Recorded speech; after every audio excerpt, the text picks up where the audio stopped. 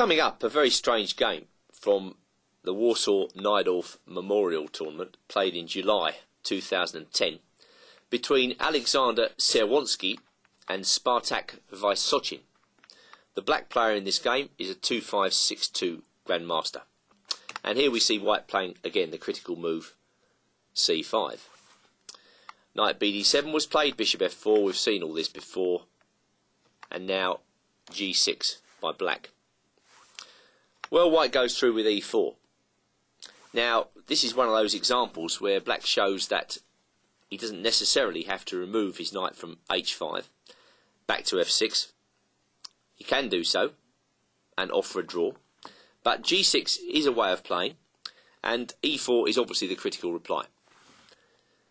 White opens up the centre immediately, leaving the black knight on the edge of the board. And certainly in this position, after knight df6, white is in absolutely no hurry to resolve the problem of the black knights.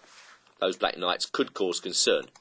And, well, as we'll see, white even manages to take the knight on h5 a little later on, messing up the black pawn structure. But Vysochin reckons that he can complete his development quickly. And this he does after bishop g7, bishop e6 and castle. So white's got the usual kind of compact formation afforded to him by the move g6. Moreover, in playing c5, white has burned his bridges. Yes, he does fix the black queenside pawns, but of course he's given black this nice juicy square on d5. And what good use Vysochin makes of this square as we go through this game. I think what I'm saying is this position is actually quite difficult to play for both sides.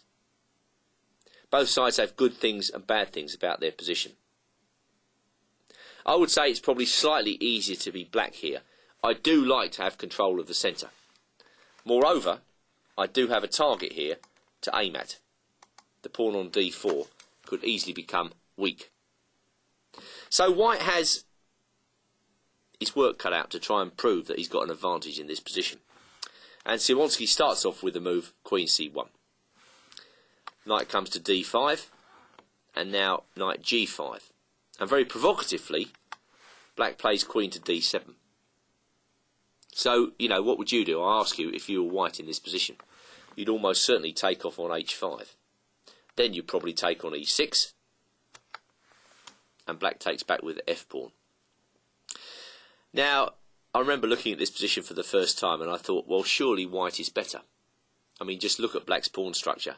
And, you know, there might be some chances to get at the black king.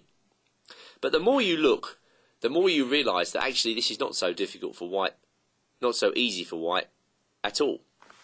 Firstly, the black king is quite safe on a light square. White hasn't got a light square bishop. Secondly, is it really that easy to get at the black weaknesses? For instance, the pawns on e6 and h5. Can't black cover those weaknesses with moves like rook f5, and then after rook a f8, play for the initiative himself on the king side? Just taking away the colours for a moment.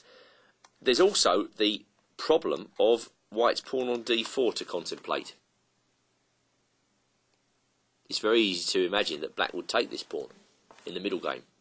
And finally, the open kingside files. Who do they benefit? I would say it's easier for black to get his major pieces on those files than it is for white.